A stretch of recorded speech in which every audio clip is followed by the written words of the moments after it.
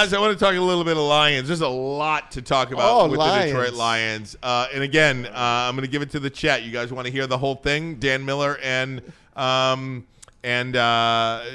Wood. It's 5 minutes long. Do you want us to break it up, or do you want us to play the whole thing for you? Let us know. Get in the chat, YouTube chat, and we'll do that. It's about 5 minutes long, so I'll do whatever you guys say. Good job by Dan Miller, as always. Yeah, it was. Yeah. And look, it was a wide-ranging conversation, and it is very rare that these guys speak to the media. Guys like Rod Wood or even Sheila. And I haven't not heard Sheila yet, but nonetheless, Rod Wood rarely talks to the media. Maybe, let's say, 5 times a year where he has an He interview talks like when this? he wants to protect the brand, especially the ticket prices. Right. And he goes into a whole spiel. You'll hear him, and I hear Charlie Brown's teacher myself, but that's just me. That's just me. All right, Mike Reed, play it all. Pop bottles, whole thing. Burn, play it all. We're addicts. Okay, you can take it down. We're good there. Right, let's play the whole thing. There's enough of them. I saw one that said break it up, but everybody else is play the whole damn thing, Ermanni. Okay, so that's what we're gonna do. This is courtesy of Fox 2 in Detroit. Dan Miller and Rod Wood, the president of the Detroit Lions, courtesy of Fox 2. Meetings are a lot more fun when you're winning and the organization is in a great place. Yeah, everything's more fun. Everybody is very appreciative of what we're doing, not only for Detroit, but the league. We're a big TV draw. We're helping the league as a whole, and hosting the draft last year, and coming off of that. So it's fun to be one of the teams that are kind of in and people are excited about. But it also creates a whole different set of challenges. You got expectations to live up to and everything else. But it's a great story. And you talk amongst your peers in the NFL, and I imagine there are probably people that pick your brain about how'd you do this? How did you turn this thing around? A lot of people, especially during the coaching hire season, trying to find their Dan Campbell. Sure. And, how do you have your structure where Dan and Brad are, co-equals and they have to work together, and everybody talks about collaboration and wanting to do things where there's no ego and people are all doing, what they do for the betterment of the team and not for themselves. It's a lot easier to say that than to do it. And, I caution people, you can't find your own Dan Campbell. He's one of a kind. Find the right person for you and focus on what's going to make your culture what you want it to be. And it's hard. I mean, we went through, a couple of attempts that didn't work out as well. But I do think, I've said this before, and people were still trying to find the next Sean McVay. And, just because somebody's successful doesn't mean that's the path to success, the only way you can pursue it. And I think right now Dan is kind of the end flavor, but it's really hard to find somebody like him. But even before Dan, you and Sheila, Mike Disner, Chris Spielman, you decided what you wanted to be and what a Lion looked like and what the organization was going to be. And that's really the foundation of this. Take me back there. You go back to, we had, the several months after we made the decision to move on from Bob and Matt, and we focused on what do we want to be and who are we going to try to be and who are we going to try and bring in to execute that plan. And that was one of the things I told team, if you don't know what you're looking for, good luck finding it. And, we laid out very specific examples of what we were looking for in a head coach and what we were looking for in a general manager. And we just recently pulled it up again just to kind of go back and double check it. And I had put together a list of must-haves and then nice-to-haves. And I think Brian, who's standing over here, pointed, he saw it for the first time, and you read the must-haves, he goes, well, that's Dan Campbell. Sure. And so if you hadn't really set that out, you probably wouldn't have found Dan Campbell. You might have found somebody else who's a really good coach, but you weren't going to find what was right for the Detroit Lions. So that's one of the things I've told teams. You spend a lot of time preparing for the search as opposed to just doing the search. One of the byproducts of your success is the money that you are paying players. Look, there was a long time where there weren't a lot of second contracts with the Lions. Now you have a ton of them, and you have more coming. How difficult is this road going to be to keep all these players, and how much do you cringe every time somebody signs a contract and resets the market at a position? Yeah, we certainly pay attention to it and try to factor it into our thinking. And, really, and Mike Disner and I talk about this, we've never really thought of the salary cap 3 years in the future.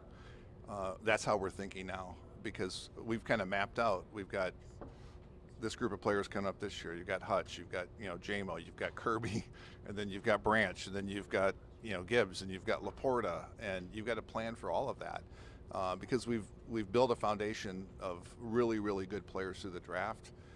Everybody says they want to draft well, they want to develop good players, and they want to re-sign them. Very few players, and teams get to do that. And so far, we're working on that, and we're going to do the best we can to keep the core together and only augment through free agency, not try to build the team through free agency, which I know doesn't win us a lot of headlines this time of the year. But why aren't you signing? And why aren't you getting another defensive end? Well, how many? Going to have $80 million in defensive ends. We're going to have one that's going to cost us a lot of money. You can't have all your money in one position.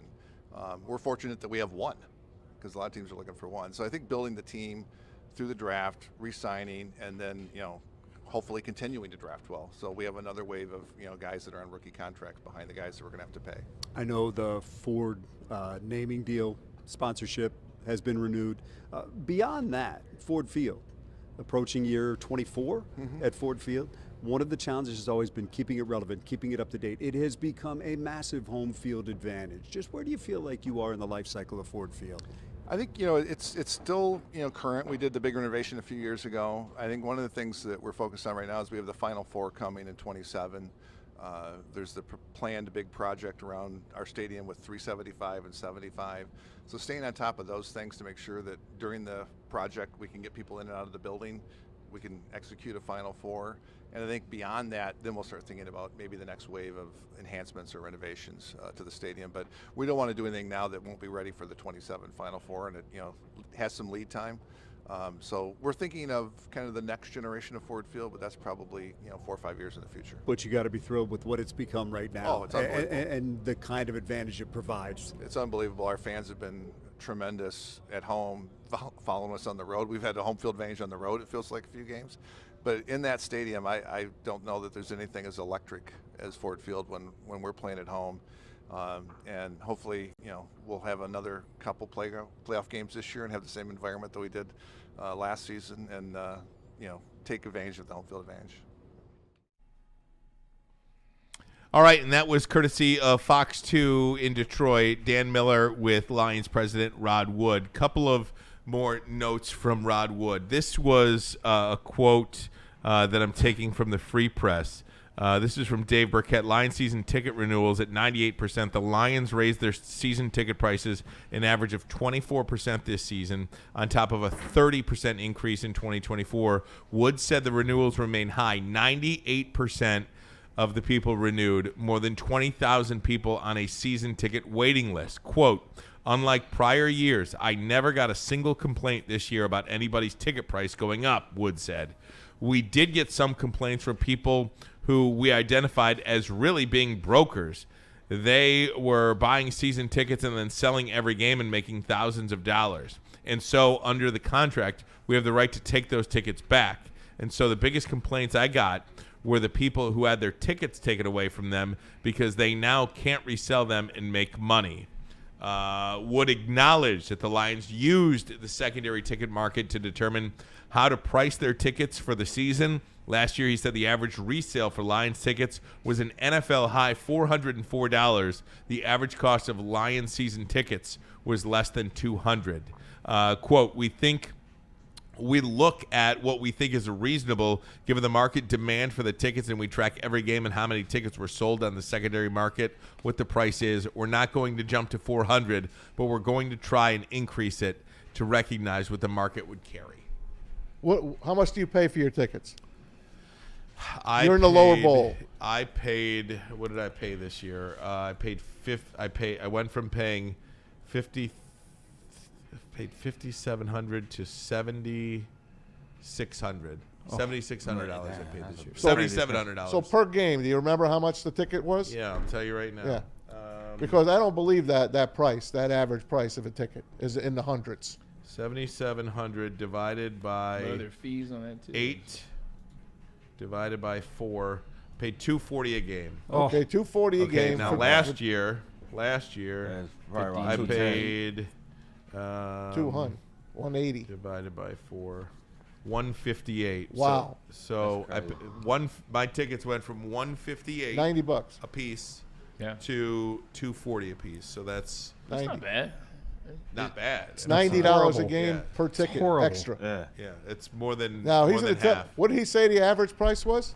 The average price went up 24%. No, but he said there was an average price of a Lion ticket. But that was the resale price, like $400. Oh, the average resale price was $400. Yeah. The average price at Ford Field is less than $200. So $199. Something probably. Right, like in that. the upper deck, Probably back in the corner. uppers, yeah. It's a lot of money. And the $20,000, and we're going to have Joel Schwartz on later, ticket broker to the Stars. There's a lot of going on with the tickets. Let's face it. Ticketmaster they are the biggest thieves The monopoly, in all the industries that I could Rockefellers. think of. They're the biggest thieves. And they're annoying. Yep. And I'm not sure what President Trump's doing, if he's coming against them. I don't know. Yes. He's coming against those kind of people. That's what the idea Yeah. is. Yes. That's what the idea Okay. is. But what the Lions have done, and you heard him, he said in the Free Press article that Dave wrote, that they look at what the resale value of a ticket is, and that's what they pumped up their tickets. So they basically scalped their own tickets. And I know you got to strike while the iron's hot, but we went over it last year. Our playoff ticket, without a question, was the highest playoff ticket other than a Super Bowl game. I think the Washington game was the highest ticket price other than a Super Bowl game in the history of the game. Now, you have that, and now this year, they up it again. And now they take tickets away from you. So if I'm just Joe Schmo and I have 4 seats, if I want to sell 2 of my seats and they take them away from me, I don't think it's right. I just don't. I don't think that's right. They're my tickets. I bought them. I paid you that exorbitant amount of agree money with you you. wanted. Yeah. I can do whatever the hell I want with my tickets. As long as that fan in your seat Is behaves behaving. himself. Right. Yes. Yes. And look what happened in that Washington game. I'd say 60%, 70% of those people were first-timers for that game because everyone bailed out and made their money back for that game. Oh, we're going to wait. I said it myself. I'm not going to buy this game. I'm going to wait till the championship game. I already had that game won. And the crowd was not the same. And I know anyone that's in the chat, I doubt you're going to be saying I'm wrong on this one. That game was a lot quieter than all the other games because the first-time buyers are going to games. Guys are taking their girlfriends now. They're taking their kids. Yeah. It's a different vig now, man. It's just, you know what? It's just not right. I just think it's too much. All the other playoff teams were way, way less than our tickets. Yeah, but if we expect this, oh man, the rain really picked up out there. But if we believe that this is going to last like they say it did, you hear Rod Wood talk about what they're going to do. They want to build through the draft for the rest of the future. They want to have enough money to pay the guys that they're going to draft. So I understand that. If you expect that to happen, Mass, I think in a couple years or a year or two, the prices go down. Yeah, I think when they win that Super Bowl or when they get to the Super Bowl, hopefully this year, I think that's when the tickets go down and then they become regular teams like KC. KC's tickets aren't that much, No. even though they have Patrick Mahomes, because they've been winning for a very long Right. time. They were winning when Alex Smith was there. No, I get it. So I think, once you start winning consistently Yep. and once you see it and the buzz kind of wears down, then the tickets come down. But it took so long to get to this moment. As a person from Detroit, I'm just like, you know what? Do what you guys need to do because it did take this long. And part of your team winning 15 games, yeah, you got bumped up a little bit on the prices. And I totally agree with you about that. I think you're going to start to see that price go steadily down because now there's no I think the shine has worn off. I do think that shine that The Commanders lost. and everything. Now, could they ramp it back up? Yes, obviously. But I think that collective what's the word I'm looking for, guys? Energy? Yeah, I mean, the We lost collective- our excitement. faith. We Well, lost our faith. This undying faith. Yeah. faith that they are going to win a Super Bowl, I think has been that Band-Aid has been ripped off a little Don't bit. tell the people in the chat that because they Well, disagree. yeah. We've been punched in the face. Yeah. We have. We've been punched again. Charlie Brown and Lucy. She pulled the ball away again. Yeah. If They the did. Lions, I agree. If the Lions get to the NFC Championship and the Super Bowl and lose, it's still the same energy. It's still the same energy that was last year. Losing in the second round and not winning a playoff game, I think that's where the shine came off a little bit. Regardless of 23 players or 24 players, Right. I think just losing in a game that you expected to win, that's where the shine Right. came off. Yeah. So it's just one of those things. Couple more Lions-related things. Rod Wood did say that he would not be shocked to see the Lions play on Christmas Day. He does not want there to be a home game, and I think they will be spared a home game because he doesn't want Lions fans to have to commit Thanksgiving and Christmas to a home game. But don't be shocked. And Kansas City wants Christmas Day to be their day.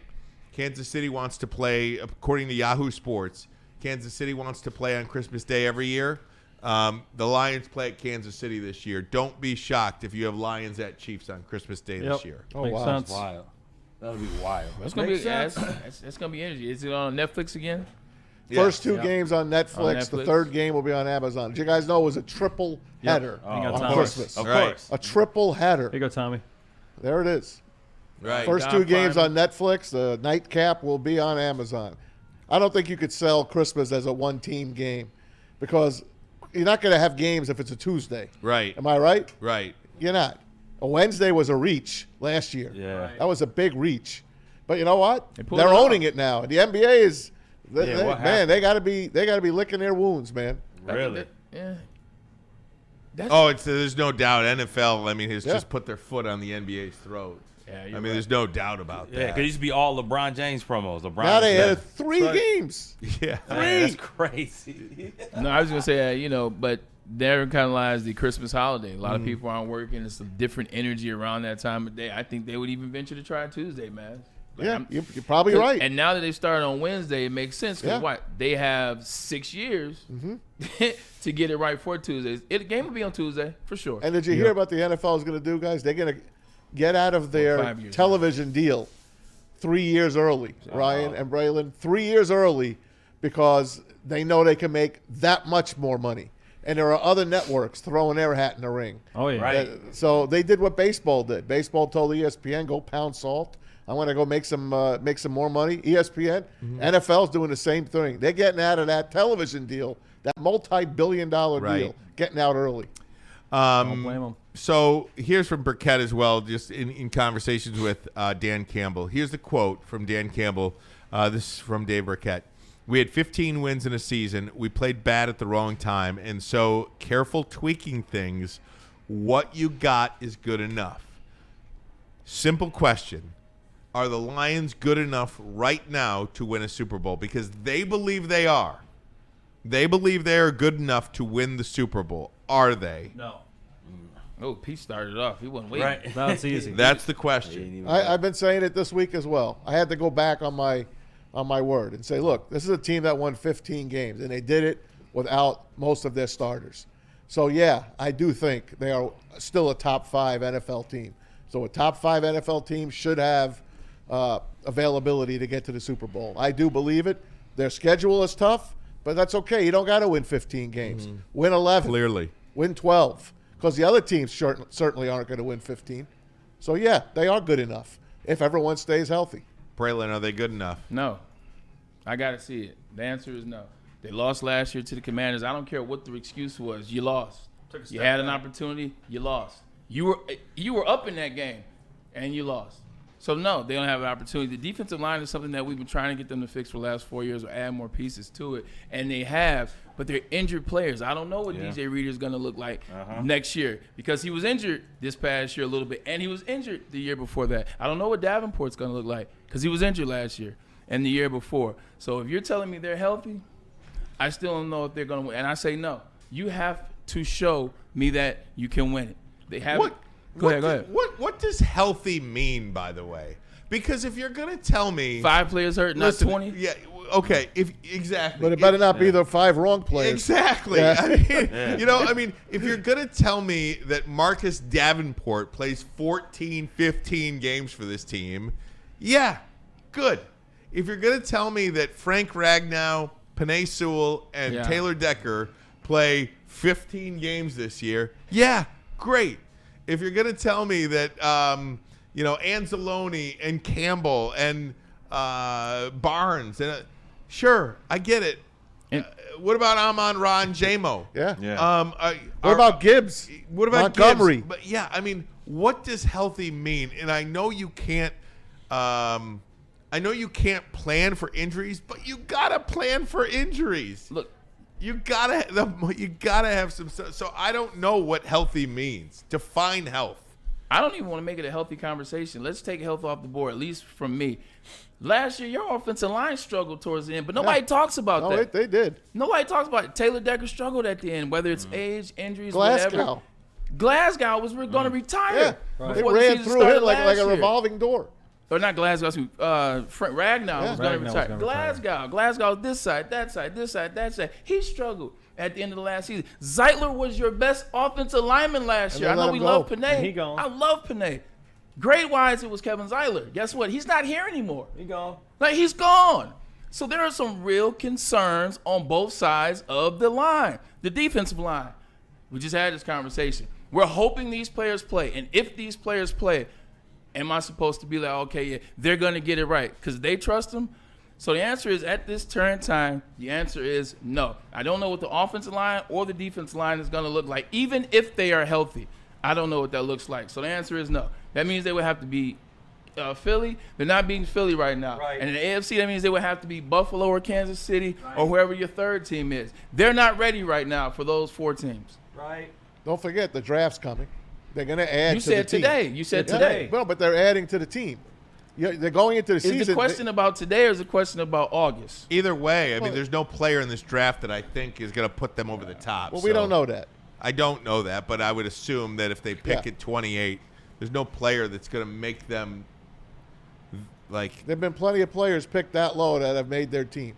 I'm not saying made their team. I'm saying the Lions. I'm talking about made their team. I'm saying Lions are one player away. Is that one player in this draft? I don't know. Right. Maybe that's the basis of a difference of opinion. Right. Like, because I do think they're one player away, and maybe some people think they are 0 players away. I mean, that's just, I guess, where our opinions may differ. Well, no, I actually agree with you, and the reason is last year. I'm just saying other people, not you. Yeah. Well, I agree with you because last year the Lions were very good. Excuse me, the year before that they were good. So they picked what last year, Maz?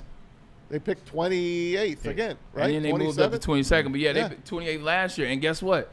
The player that they drafted in the first round last year, he's going to be a good player. He didn't necessarily make the difference last year. So if you have another draft like last year's draft, are you going to get that one player?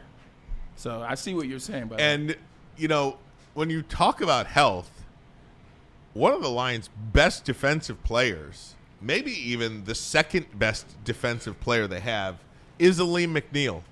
He is out to start the season. He will not play, most likely not play in the month of September. Right. So then you're in October now, and okay. November 1st is when you'll see him. Right. So, and if that's when you see him, how long does it take for him to get going? How long?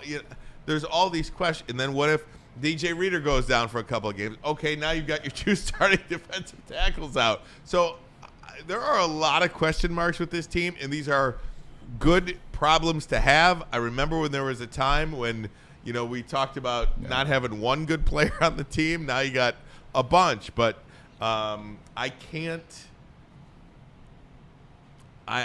go 60 years and not make the Super Bowl. I only use 60 because this is Super Bowl 60, and they haven't been there yet. That's true. Coming up. So that's all. Just trying to make the team a little bit better. I do understand where they're coming from, though, but I guess my mindset is a little different as well because I don't want to be good for a decade. Yeah. I'll take being great for 1 year.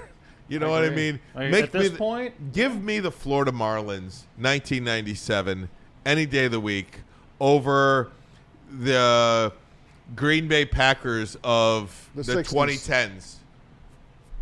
Or I think they won at 11. So, that 10-year period where they were great, where they were winning 13 games, every year.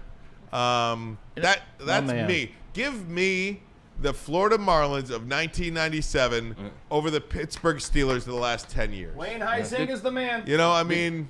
The cool thing seems to be, though, now you're looking at me like crazy. No, I just want to go to one as well. I'm totally with you. Okay. I just want to go to one. He was the man. I don't even care if we win.